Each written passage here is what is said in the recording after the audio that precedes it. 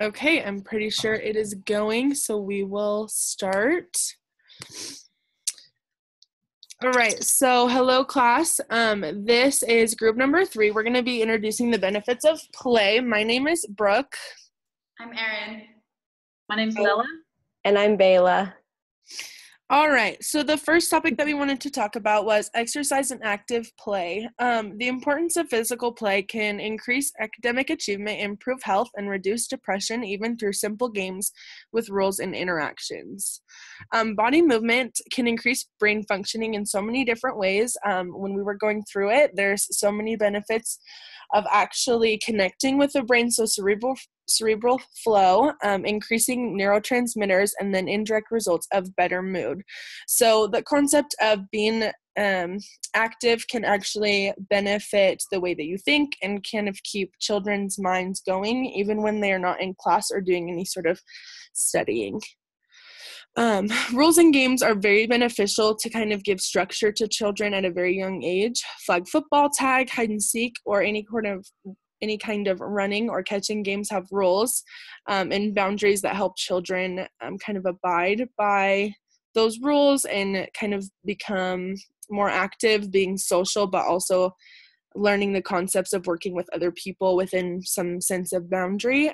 So active, interactive, and inclusive all come as traits when you're playing with games with rules.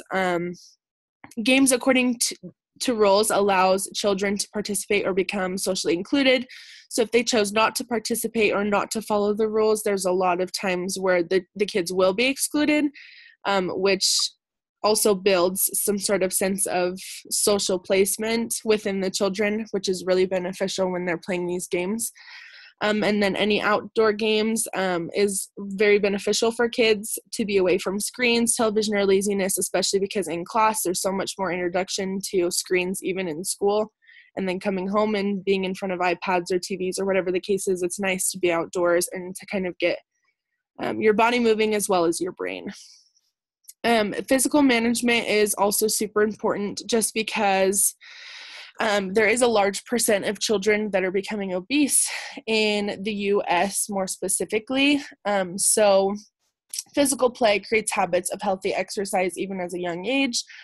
Being in some sort of game or class or practice or sport helps them kind of become accustomed to being in some sort of interaction with other people and a team, and being consistent also allows the kids to get comfortable with having schedules and commitment. And there is 25 to 30% of 2 to 19-year-olds in the United States who are obese, which is actually a very large statistic in comparison to other places in the world. So it is really beneficial not only to be interactive and be playing games, but also to keep their physical state in the best condition possible. I did play in cognitive development, and play is a natural way young children learn. Even when it looks like preschoolers are just playing, they're actually really creating connections in their brains. Next slide. Can you change the slide? Hey, Brooke, can you change the slide? Thank you. So there's a couple different theories on that, and one is Vygotsky's theory. And so that just basically says that play actually facilitates cognitive development. And so it helps them create new connections and helps them create thought. Vygotsky argued that learning is a necessary and universal aspect of the process of developing culturally organized human physiological function. So basically, social learning tends to precede development. So the interaction is kind of the precursor before like the development continues on. So like when the picture, if a kid sees some blocks and he puts them into a square, like he's or she is developing and learning to put things together that they may not have learned any other way. And so it's just putting things together that they might have learned and making new connections. Next slide, please. Thank you. So just kind of you're talking about playful experiences are learning experiences. Little kids are like scientists. They're always trying to learn new things and to investigate, and that's how we learn. And it says that most play involves exploration, and exploration is a definition and act of investigation. And play is self-motivated and fun, and kids treat play as a tutorial for coping with real-life challenges. So the quote says, all around the world, children engage in pretend play that stimulates the sorts of activities they'll need to master as adults, suggesting such play is a form of practice. When kids are fed information during pretend play, more knowledgeable peers or adults, they take it in. Experiments on American preschoolers suggest that children as young as 3 understand, make distinctions between realistic and fanciful pretending, and use information learned from realistic pretend scenarios to understand the real world. So it's cool because it not only affects them now, but it also will help them develop once they're older on noticing the difference between fantasy and realistic things. So some types of play that can help facilitate this and get them prepared, like board games, books, card games, puzzles, moving around and singing. But interestingly, a psychologist named Edward Fisher, he studied kids, and he found that socio-dramatic play, what happens when kids pretend together, improved performances in both cognitive, linguistic, and social affective domains, which I thought was super interesting. And just a couple more facts. If you're playing with your kid and spending time with them, that's a great relationship builder, and it helps them grow up. Like the last point of the first bullet says, the message helps your children learn about who he is and where he fits in the world.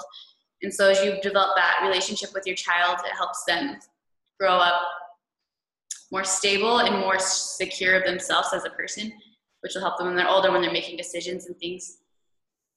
And so basically the biggest takeaway from this is giving children your time and your attention and helping them learn and make connections, and to give them time to play is going to be the most important thing in them developing. Because even though they may not be doing math or something that looks hard, they're making connections in their brain, and that's going to help them most. Okay, so I chose the social emotional benefits of play, and a quote I really liked from Ralph Waldo Emerson. He says, "It is a happy talent to know how to play." Play should not always be seen as silly, extracurricular, optional tool, but is rather an essential tool in a child's development. Researchers show that outdoor play gives kids valuable development, including the development of physical, emotional, social, and cognitive skills. Change the slide, please. Your child's relationship also... Okay, so the social benefits of play. One reason kids look forward to playing is it gives them a chance to interact with their friends outside of school, meet new friends, and play exciting and imaginary games they may not be able to at home. The playground is much more than a playground. It is a complex network where kids learn life lessons, social norms, and how to be independent. Slide, please. There you go. I switched it for you. Okay, thank you. In our play, we discover what kind of people we are, and that was from an Ovid Roman poet. Free play is really important for a child's emotional growth. Researchers have pointed to 3 different ways where the child develops emotionally. They are building confidence and self-esteem, experimenting different emotions, and releasing emotions from any trauma that they may have.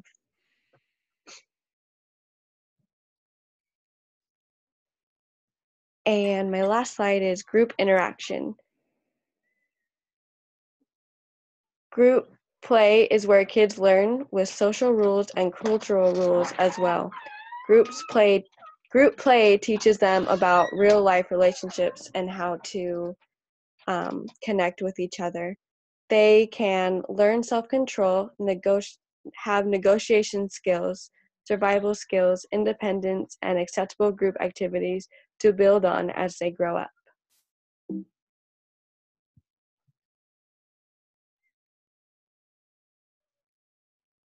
Okay, I'm covering early childhood play and the effects it has on literacy.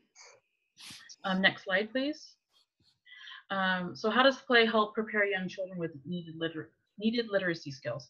So I found an article that had information about a meta-analysis of studies that were done on the effects of play on literacy. And he came up with four reasons, evidences exactly how play actually helps increase literacy in children. So the first one was play as a cognitive activity is preparation for more complex skills such as literacy. So as Erin touched on, play really does help increase a child's cognitive abilities, and under that umbrella would include literacy. So an example of this would be through painting, children can become aware that images on a paper are actually meaningful and say something. So a symbol would actually represent something else. Okay, next slide, please. Number 2, symbolic behavior in play is related to the understanding of a representational system like written language. So symbolic play, which would be the process of transforming an object or pretending, transforming an object or oneself into another object, person, or situation or event through the use of motor and verbal actions in a make-believe activity. So this would be an example of how a child learns how to use symbolism to represent an abstract idea by how they communicate verbally and physically with their body as well. And next slide, please. So how does play prepare young children with needed literary skills? Oh, yes. Oh no, we already did that one. Could you? That awesome. Thank you, Brooke. And under language, language behavior in play is related to literate language. Research shows that children who are engaged in socio-dramatic play use language to develop scripts, thus emerging the literacy skills of reading and writing into play. So next time you see your child or a group of children working or playing, they're actually learning a lot of details that will help them with their literacy as they acquire language to express. Next slide, please. And here is previous slide. Here's a short video. If you could just hit play, thanks.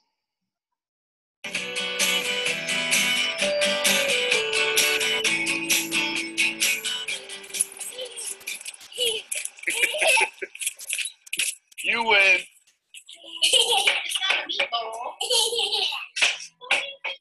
Children learn about language and literacy skills through play. While playing, they practice putting thoughts into words. Pretend play helps children think symbolically and develop oral language skills. Dramatic play helps develop narrative skills as children make up a story about what they're doing. It helps them understand that stories happen in an order. First, next, last. I want to play. Could I have a turkey sandwich? Oh, that was fast. How about, can I have a cup of coffee? Oh, that's the coffee too? Thank you. What's that? A cheeseburger. That's a cheeseburger. Okay. Make-believe play gives children a chance to act out real-life situations, work through worries and fears, and use their imagination to solve problems. Look, I see Bye Baby to you. What's Bye Baby? I see Bye Baby to you. Play is the work of the child. Even though it might look like just child's play, children are expanding their imagination while also developing an understanding that written words stand for real objects and experiences. Your local library offers a variety of programs for children to learn and play. Make plans to attend story and play programs. And while you're there, check out some books to take home and read with your children. All right, put that down for me for a minute, okay? Legs out. Legs in. Legs out. Legs in. Legs out. Legs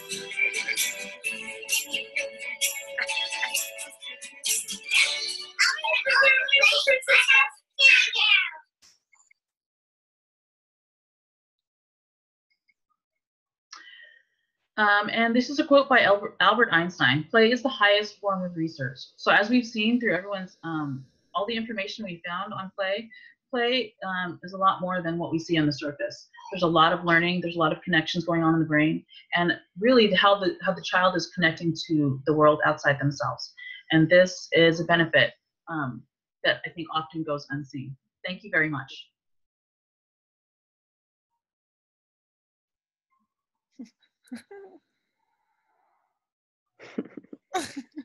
I think that's it.